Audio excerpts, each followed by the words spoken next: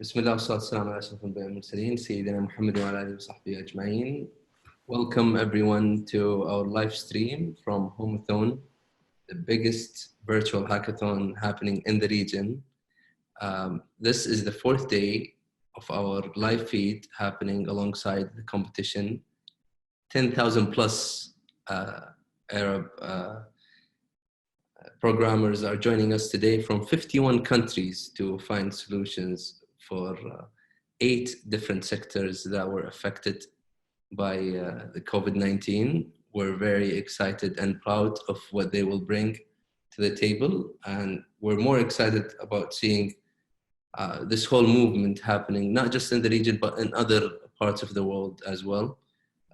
Today, we will be hosting 2 sessions online. The first session will be about how important it is to be a part of a global entrepreneurship, a platform or a community.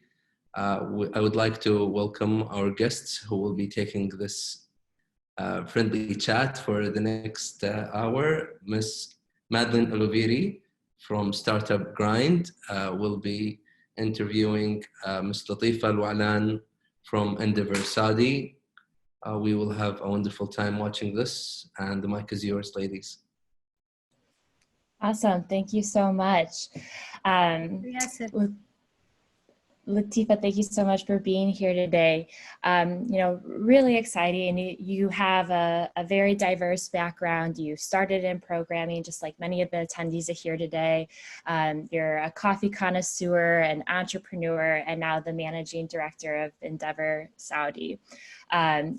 You've gone through it all, and I would love to hear a little bit more just kind of about, where did it all began? How did you know you wanted to get into programming and become an entrepreneur? Was that something that was just like naturally fostered from a young age? Well, thank you, Mádlin.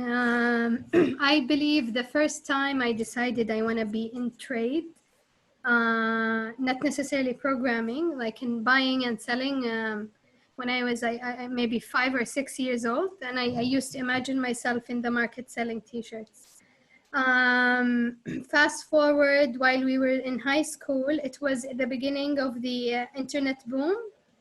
And I remember reading in newspapers and about companies and people getting rich, building these online platforms.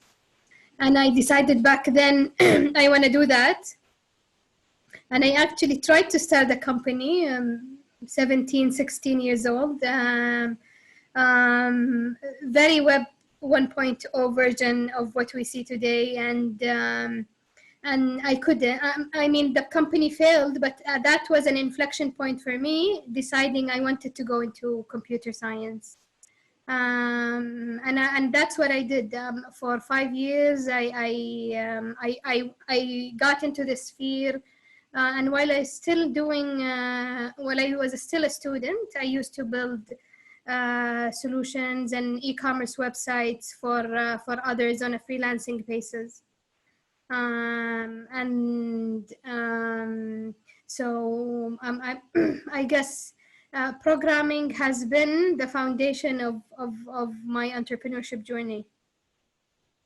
Love it. So you were a hustler at a young age, and now you've built companies, you've worked with companies, and now you're really involved with helping high impact, scalable startups and founders. How has a community and being a part of a community played a role in your entrepreneurial journey? Well, especially for, it's in general, anybody who wants to start a business or be in the business world needs to build relationships. And we are naturally we're driven to build relationships. Like it's either your friend in school or your friend, a family friend, and building, and this other sphere of relationship, which is, it's not very, it's not a close type of relationship. It's more of a professional type of relationship. It's not the common you're not easily built to do it. You have to develop the skill, and especially for women, and maybe within our country in specific, going or building a business in a man's world depended on your ability to build a relationship, overcome the barriers, and especially personal barriers. How can you build your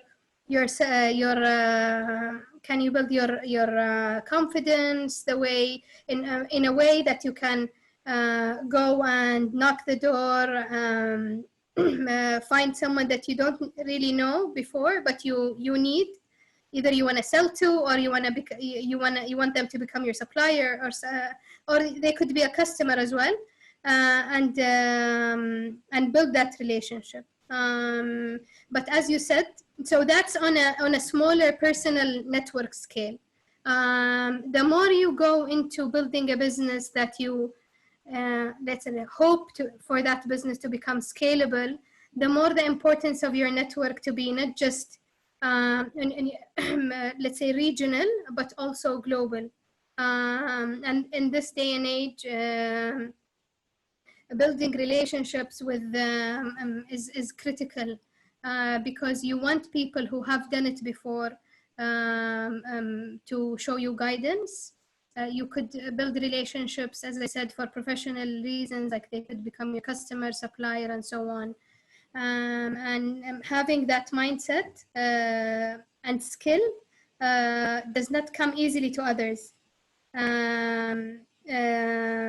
Or I mean, especially the youth and the young generations. So how can you understand that this is something that it's like a muscle that you can train, and the more you do it, the more you're able to multiply your chances. The more your network is expanded. Yeah, definitely. I think it takes a lot of practice just putting yourself out there, especially if it's something that you're not comfortable with or something that you're familiar with doing. I know a lot of my programmer friends, it's so easy for them to just get caught up in the work and always be heads down in front of their computer. And they, tend to put that as like a last priority, for them, is actually going out and meeting people. And right now it's, pretty difficult in this time of age since everything is virtual. But as humans, we naturally have to adapt. And I still think that there are opportunities for people to, continue building their network and helping others and just connecting with the general community. And I would love to learn more just about, your role at Índivor and how your community is helping, support entrepreneurs and founders in their journey. So my story with Índivor started when I was building Yatouk, which is a company that developed coffee brewing technology. If you've ever been to the Middle East and tried Arabic coffee, it's the #1 coffee being consumed in Saudi. However, so back then, the only way you could brew a pot is manually on a stove pot, on a stove. And the idea, like around 2011, was to develop a coffee machine that brews Arabic coffee automatically without needing equipment. And so I turned the idea into a concept to an MVP. And then when the company, after 2 years of like ideation and writing even code to brew coffee, the product was ready for mass distribution. And it was an inflection point for the company and for the startup, where we started scaling and growing fast. And it was an excellent time for, that's when I learned about Índivor. Índivor back then was just starting in Saudi. However, it started 20 years ago in Latin America, in parts of Asia, and now operates around 35 offices across the globe, focusing on emerging markets. So back then it was in Saudi just starting out, and when I joined Indivor as an entrepreneur, it helped me a lot expand my network, and gave me access to mentors, to customers that it would have taken me longer time to access if the network wasn't there. And Indivor is built on the idea of finding high impact entrepreneurs and helping them grow and scale their companies faster. So let's say if we had the ambition of saying we wanted to increase the GDP for our country like a 1%.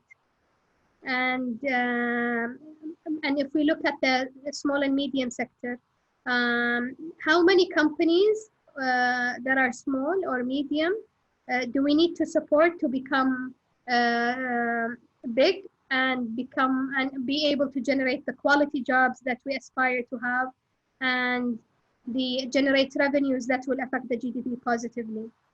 What we found is that it's a very small subset of the whole SME sector, and these we call high impact entrepreneurs. Usually at the end of year, the number of jobs that this small subset of companies generate is let's say 80% of the jobs and the revenue created by the sector itself. And that's why these companies are super important, and that's why Indivor focuses on. Indivor now in Saudi has a portfolio of around 20 plus companies with a total revenues of over 2 billion, coming just from these 20 companies, and most of them are startups, employing over 300,000 people. Wow, that's incredible. Thank you for sharing. So, it sounds really exciting, the work that Indivor is doing. How do they go about finding, the founders and startups that they want to work with? For anyone that's, listening to this chat, how can they become more involved with Indivor, or, what should they be focusing on if they want to become a part of this community? So that's a good question. Indivor focuses on companies in the scale-up stage, meaning companies most probably have been operational for, on average 2 to 3 years, and have revenues at least above $1 million. And for a company to reach that stage, most probably it was a startup at a certain point. However, definitely you can reach out to Indivor through the website, through social media, and all these channels. But honestly, Madaleen, and the most effective way to be part of the network comes through referral, meaning you meeting one of our entrepreneurs, one of the investors, one of our board members, one of our mentors, and that's where we get the most Indivor fit companies who, once they go to the selection process, they get selected. And Indivor has somewhat of a very rigorous selective process. So we might look at 100 companies a year, but we're able only to select 6 to 8 if we're lucky, on average. However, being part of Indivor, you don't need just to be a founder. You could work with one of the Indivor companies. And the beauty in, let's say, in Indivor, that you're not just only, it's not just the Saudi Indivor companies working in Saudi. You have a broader network of Indivor companies from Egypt, from the MENA region, from Jordan, from the UAE, accessing the Saudi market and working there, creating lots of jobs. And also from the broader network, we have companies from Bulgaria operating in Saudi, and we're helping them access customers and having market access to our markets. We're also able to help Indivor entrepreneurs expand and reach customers beyond the Saudi borders. So let's say, just to give you an example, one of the recent Indivor companies expanded within the COVID crisis to 3 different countries. One of them Italy, and neighboring MENA region. And they're able to do that as well and accelerate that through our network.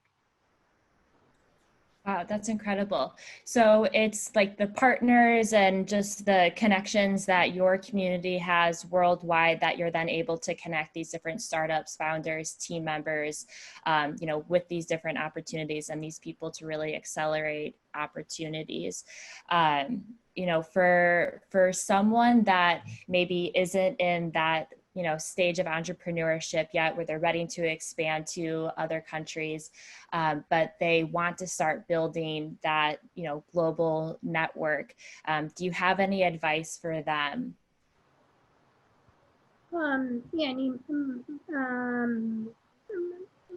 It's always back to the point when we started the conversation is first you have to develop your ability to build relationships. It always boils down to personal relationships, and the more you are able to cultivate that and and do it as early as possible, because a relationship, a person you meet today, you might not, the opportunity that will come and through them or that you will need them might not happen now, but could be in 2 or 3 years. In order for you to start building your network, you need to do it as early as possible and not wait to the time where you really need something. Meaning like, let's say, I always encourage even the youth students who are still in college, don't wait until you're in your graduation year to start building your network and looking for companies that you want to work for. Do that as early as possible. Find mentors and start doing that, because usually your ability to get, let's say, cultivate opportunity, you need to build trust. You need to build people who will know you, and because referrals always trumps any other way of exchanging opportunities. And I see that's why do it as early as possible. Yeah, I totally agree with that. You know, it's super easy to just be super focused on your work, and then all of a sudden when the time comes, you're like, great, I need to connect with these people. But, you know, good people want to work with good people, and people love working with people that they know and that can trust. And so I think you come from a much more authentic place when you're not in this space of like, oh, I need these connections right now. But instead of taking the time to actually build the authentic, you know, connections and the relationships that are going to end up helping you in the long run. I think building relationships is definitely a journey, not a quick sprint. And absolutely, building on what you said is giving, the concept of giving back. The more you are a connector, the more you're in tune to helping others find opportunities. Even if it's like a seed that you will throw, and you could reap it 3, 4, 5 years down the line. You never know. But the more that you are giving back, the more you're able to reap the benefits. Yeah, I love that you talk about giving back. For us at Startup Grind, we're one of the largest global entrepreneurial communities in the world. We have chapters in over 600 cities, 150 different countries, and we've connected with over 2 million entrepreneurs. And one of the ways that we see our impact and, you know, our mission is helping others, giving back, you know, making friends. You know, at all of our events, we always encourage people to, you know, ask how you can help. And, you know, if you're needing help for something too, like share that, not just, you know, give your business card and I'm trying to sell you something and, you know, this is what I can give.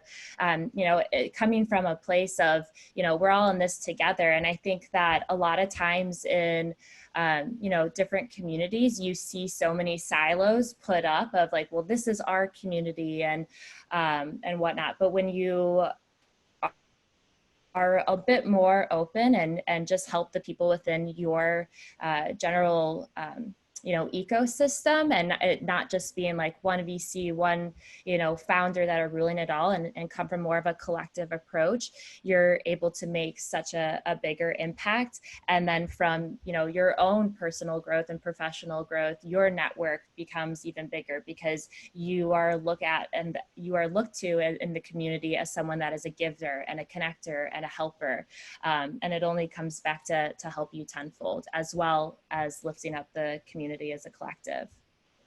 Definitely. And that's also one of the biggest components built into the Indivor concept is the multiplier effect. And what do we mean by that is that, one of the things that we filter when we select companies, or let's say founders into the network, is are they the kind of people who will become the next mentor, the role model for the community? Will they be able to give back for the coming generation of entrepreneurs? And we actually trace that and develop research, and we have these maps of showing how certain entrepreneurs within the network have impacted other entrepreneurs, multiplying their effect. Because Madaline, back to the, when I told you we're ambitious enough, we want to move the GDP 1%, but we will, let's say in Saudi, we will need at least 100 or 200 high impact companies to do that. But for us in Indivor, we might not be able within the next 3 to 4 years to work with more than 40. But Saudi needs that number. And how can we achieve that? It's through the multiplier effect.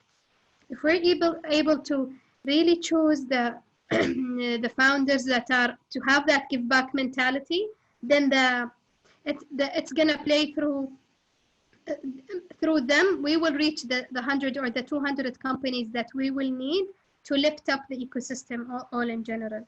That's why it's completely important. And back to the programmers of the hackathon, I want to tell you something. Sometimes there's this, let's say, person or a founder or programmer that you really look up to, who you might not have the chance to meet on a regular basis, or you might not believe that he could become your mentor.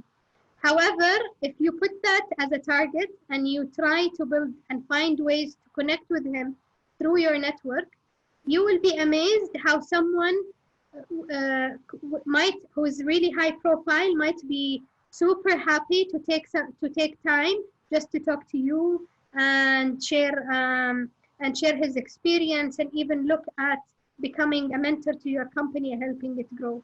I remember one guy I used to follow on Twitter while I was still student, founder of AOL, Steve Case.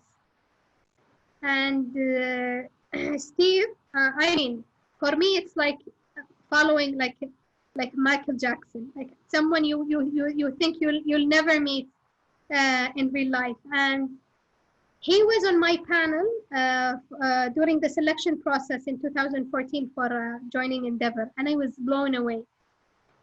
He took the time to meet and read about my company and spent time over an hour plus just discussing how I can grow my company.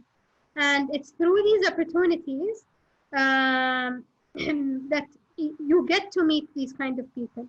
And even if you don't become an Indivor entrepreneur, you still have the ability to build that kind of relationship.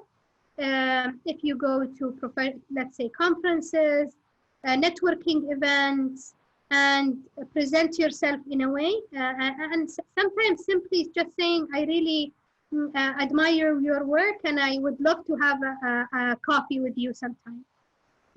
So I highly encourage all these programmers to not just focus on becoming the best at what they do, but also take the time to build relationships, because through them, they will be able to market their work and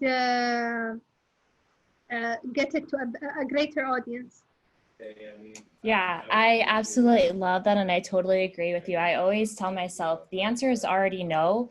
you know, if you're too afraid to ask, and you just have to put yourself out there. And even sometimes something as crazy as like reaching out to someone that you admire or look up to in a professional sense through, you know, Twitter or Instagram or through LinkedIn, you never know where that conversation may lie. And, you know, maybe you can't start out straight at Steve Case, but maybe you start with someone that works for him or is close within his, you know, team, or someone that's on their technical team, and starting there and building that relationship. And, you know, then they introduce you into their community, and you never know where that's going to grow. You know, given that we are in this, you know, weird time and the pandemic and so many different, you know, businesses being affected by it, you know, I'm sure many people think the last thing I have time to do right now is go in networking. You know, from your experience, can you share, you know, just a brief story of how, you know, by you making the time to network and build a network and focus on your community, that it played a really big role in your business? I remember, so I mean, let me tell you the story of Sila, which is the Professional Women Network. We started around 2011 or so. And back then, it was really tough for a female to get into the workforce or find jobs beyond the public traditional, let's say, jobs like being a teacher or working in a bank. So we started Sila and basically started. So the key here, my advice would be taking initiative. Don't wait for you to find opportunities. Create them if they're not there. And back then, because it was super hard, together with 9 really wonderful women, we decided, okay, we need to create the network and create a platform and opportunities for women, professional women, to meet each other and share success stories and be inspired. That's one, and 2, create opportunity. And the success stories after that was like, I mean, I can't even count them. I remember a few of the professional women who we invited to speak to the network joined the Shura Council, which is basically like the Senate in the US. And they were super, and I remember women coming out of these meetings really inspired and saying, if she did it, I can. And the key here, if you don't have the network, take initiative and build it. And you never know, and you would be surprised how much people want to connect and want to give back. And especially people who've done it and achieved success, they love to be heard.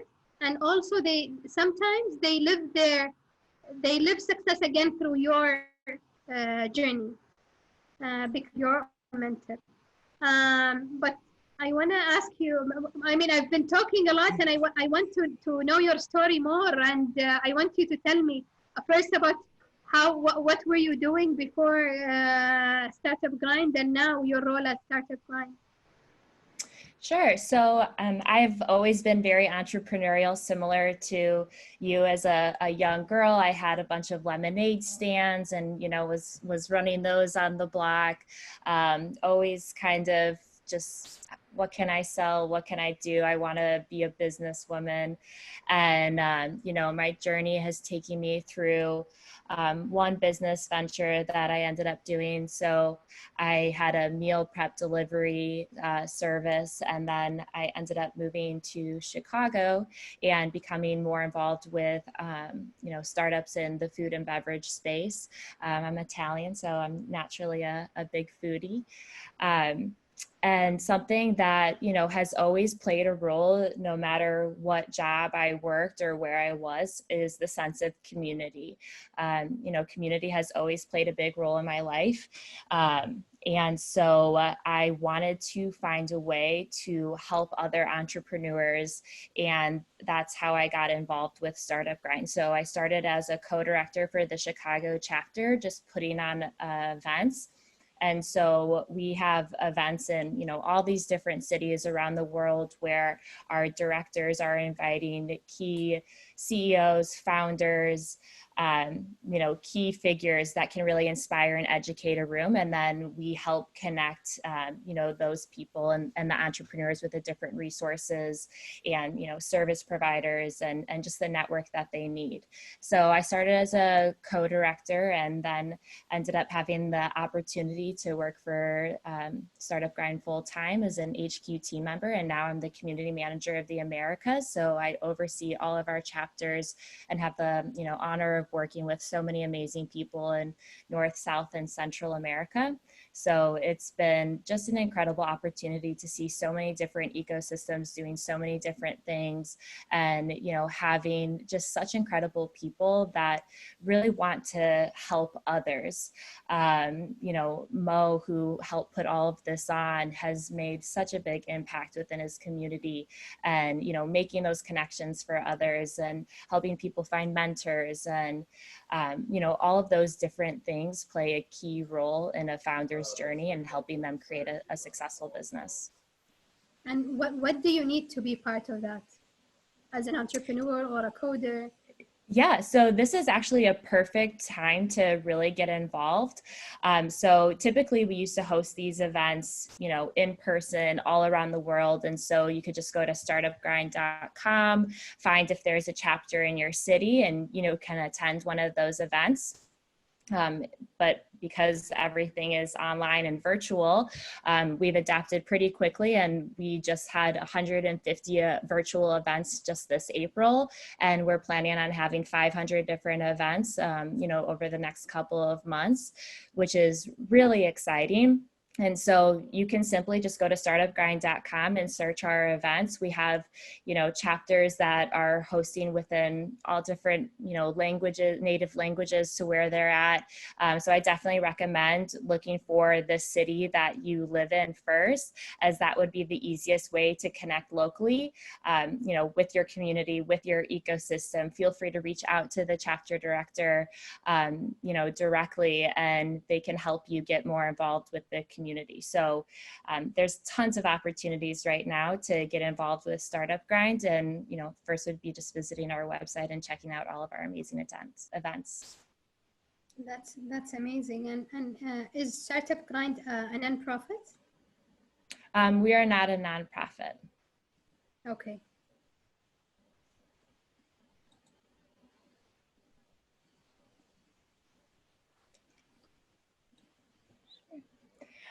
So I would love to, you know, we're kind of wrapping up, but, you know, if there was one key takeaway about, you know, going out and building a global network or, you know, working on building a network virtually, do you have any advice for our listeners? I always like to say this, to draw this example or analogy. So let's say you have two guys who want to be successful lawyers. They're getting into, they're studying law. One guy, both his father, his uncle, his grandfather are all lawyers. And the other guy, most of his people around him, his father, his family, are doctors.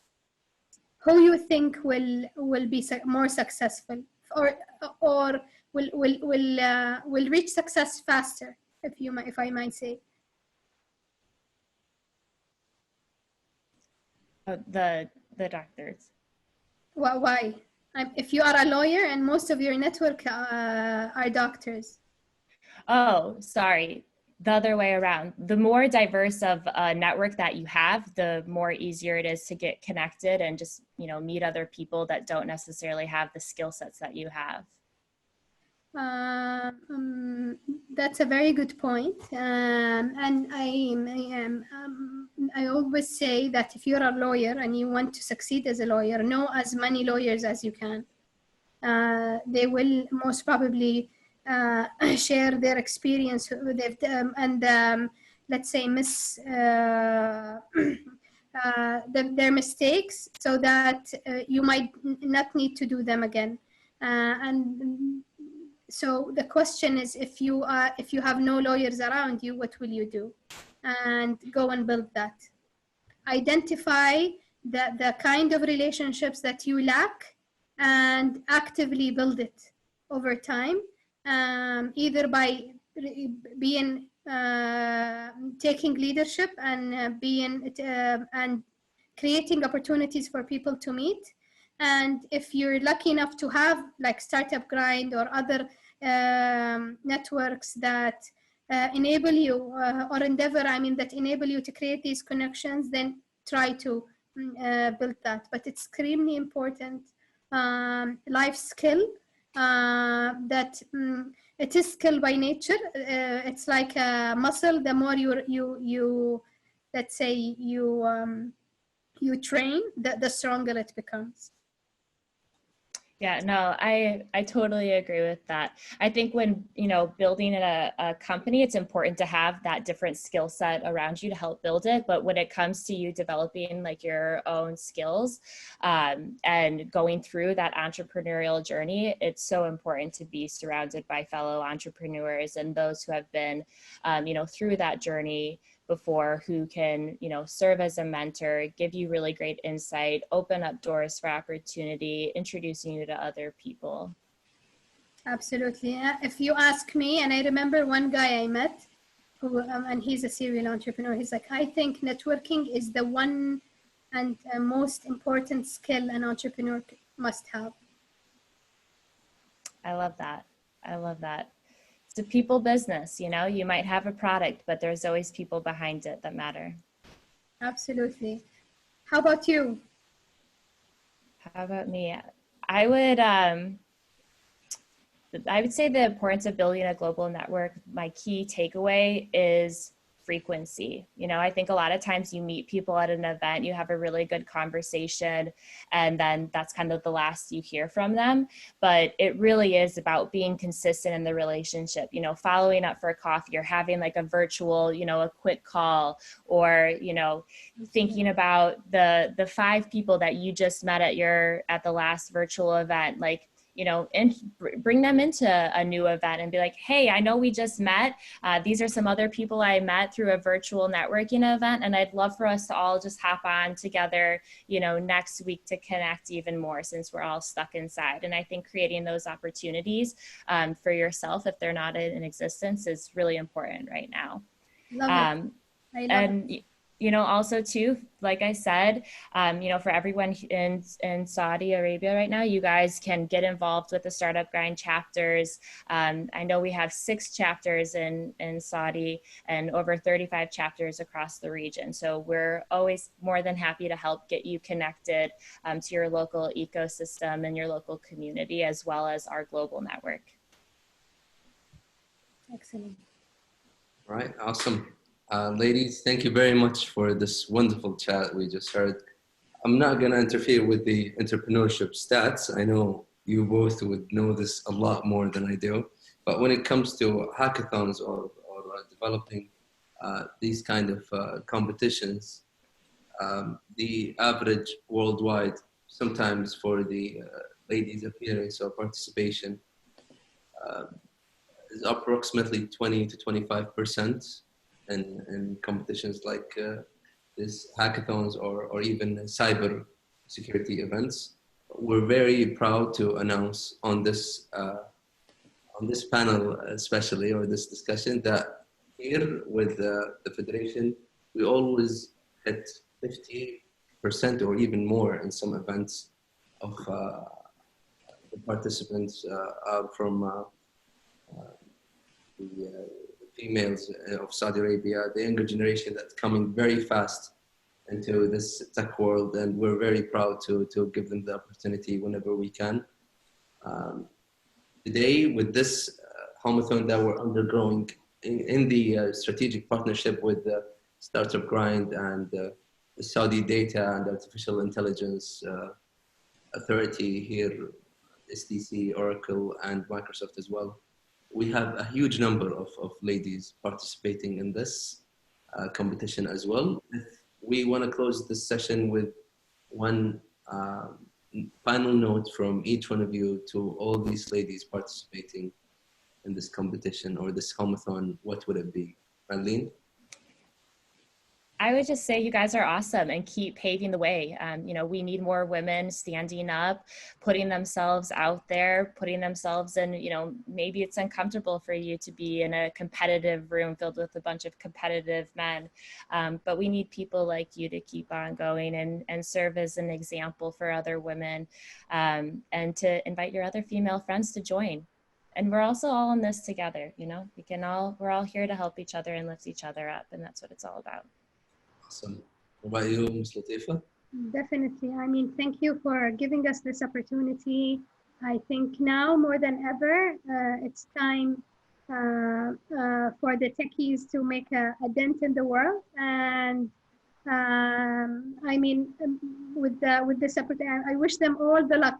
I'm really looking forward to the winners, inshallah. So tune in through the next few days where we'll be having our live feed on our channels, Saudi Federation for Cybersecurity Programming and Drones, on our social media accounts. And in a few days, we will know who are the winners of this home-a-thon. Ladies, thank you very much for this wonderful talk. It was a pleasure hosting you. And to the rest of our viewers, we will continue with this feed shortly. Thank you very much.